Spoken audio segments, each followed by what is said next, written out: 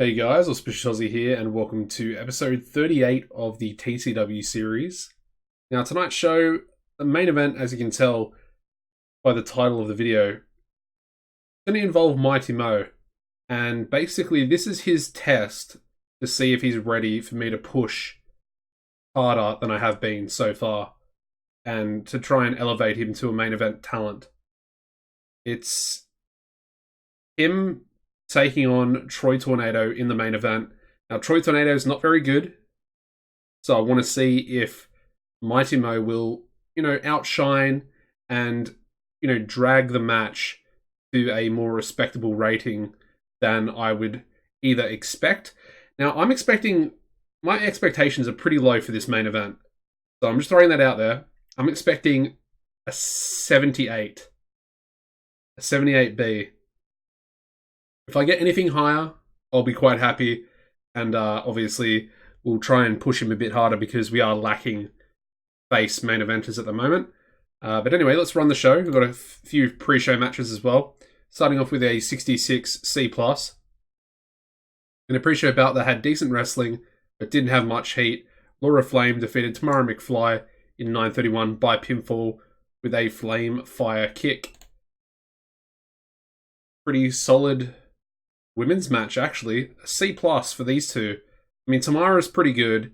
Laura's also very good as well, but she's probably a bit of a diamond in the rough. She needs obviously more experience and to sort of get her psychology up a bit. But yeah, pretty happy with that.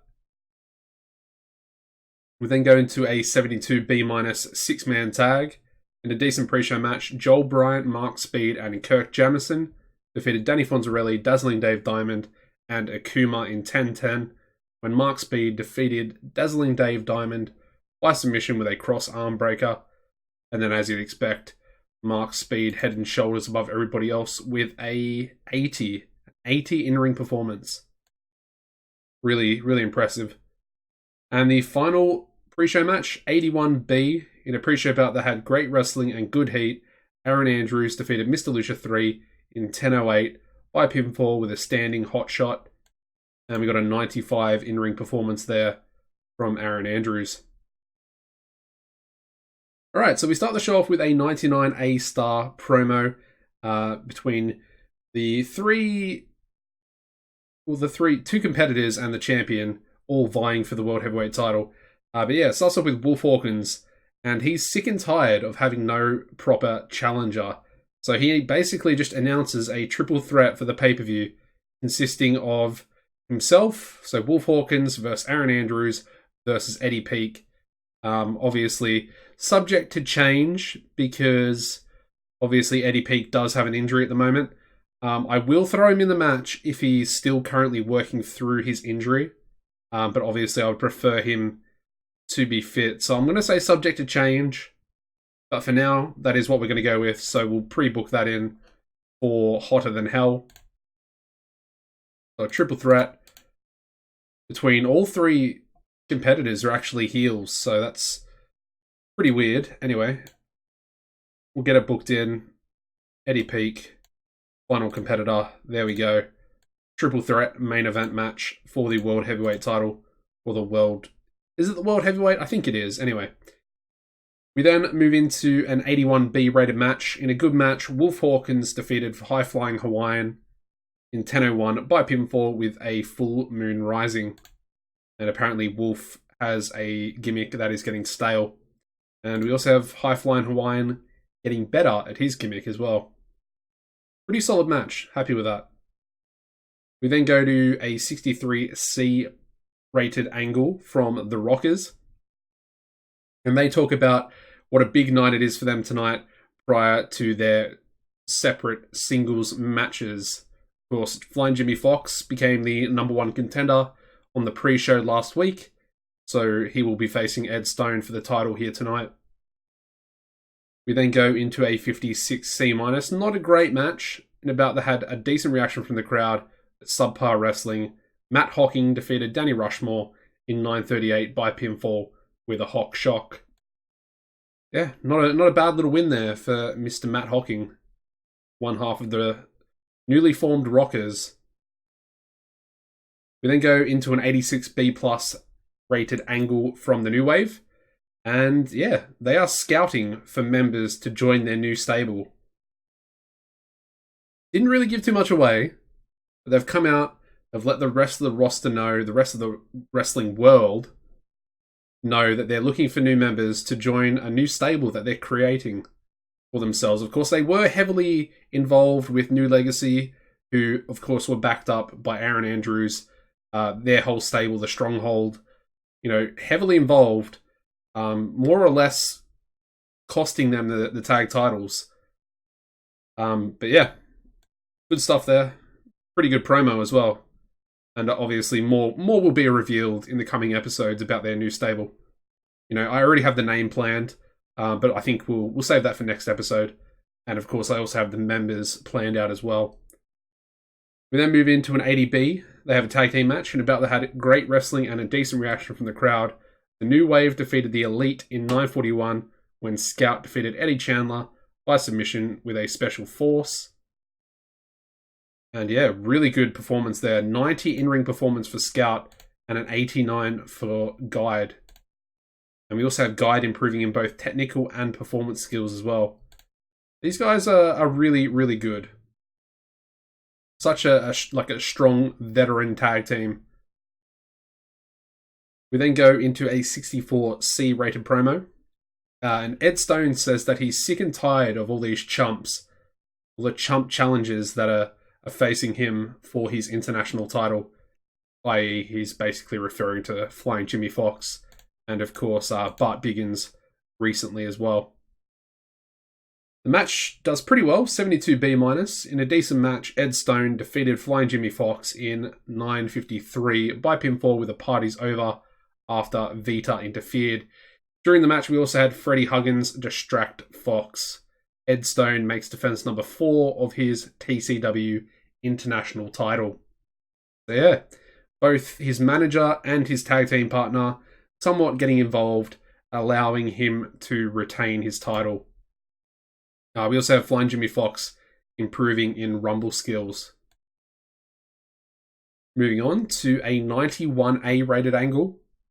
Basically, Reign of Terror come out and answer the open challenge and want to teach New Legacy a lesson after last week. Of course, the Stronghold and Reign of Terror were brawling after the main event match, which essentially ended in a double DQ. It just fell into chaos, basically. But yeah, they're going to be challenging them for the titles up next. Get an 83B+. Really good tag team match. In about that had great wrestling and good heat. New Legacy defeated Reign of Terror 2 in 1602 when Jay Cord defeated Bulldozer Brandon Smith by pinfall with a cradle pile driver. New Legacy make defense number 2 of their TCW World Tag Team titles. And then we have Killer Shark being the weak link, apparently. Got a 60 in-ring performance. That's not too bad. And his stats have really improved. He's up to like a B- for his basics, and I think a C+ for psychology. The only real downfall is he's still only at a D for stamina. But we're going to still continuing to work on him, of course. And obviously he's going to benefit quite a bit being partnered with Bulldozer Brandon Smith as a new tag team. So yeah, good stuff. Obviously the more experienced tag team getting the victory here. They are the champions for a reason. Obviously these two, while they are, menacing powerhouses in their own right, they didn't really work well as a team. They're still fairly inexperienced when tag teaming together. But obviously that'll come in the future for them. We then move into an 83B+ rated angle. Basically, Mighty Mo cutting a promo saying that his time is now while his momentum is at an all-time high. Of course, coming off some pretty impressive wins. Of course, Danny Rushmore, I think at the pay-per-view in the Last Man Standing match. He also beat Rushmore on TV as well recently. He's doing well. He's doing well after losing the international title to Ed Stone. Now finds himself as an upper mid-carder. And of course, like I said, in the main event, up next against Troy Tornado. Okay. He's not ready. That's unfortunate. 72 B minus for the main event. I did expect a little bit better. 72 B minus is not really good enough. And about that had great heat and decent wrestling. Mighty Mo defeated Troy Tornado in 20 minutes 8 seconds by pinfall with a plunging spinebuster. But as you can see down there, Mighty Mo was really off his game. Yeah, he's also improving in technical and performance skills though, so, you know, it's still a positive. It's still a positive. Maybe the rating would have been boosted up a little bit more had he actually been on his game. So, yeah, it's interesting. I'll keep pushing him. Don't get me wrong, I'm going to keep pushing him, but I'm not going to strap a rocket to him, if that makes sense. This show is not going to be very good either. And the show, we get a 73 B minus, which is actually better than I thought. I thought we were going to get a C plus. So I'm actually happy with that. But as you can see, increases our popularity in 7 regions, but again, loses us popularity in the 11 regions of the US. So I guess we can't gain any popularity, but we can still lose popularity. Yeah, that's not great. Anyway, Des Davids. Oh, I would love to get Des Davids in. I think I'm going to go hard for him. I'm going to go hard. We need more faces. Ooh, Des Davids. He could be a really, really good signing. I'm going to go hard. I'm going to play hardball with him. I'm going to, like I said, I'm going to go really hard. What's their bonus? All right. Let's give him 20% per event.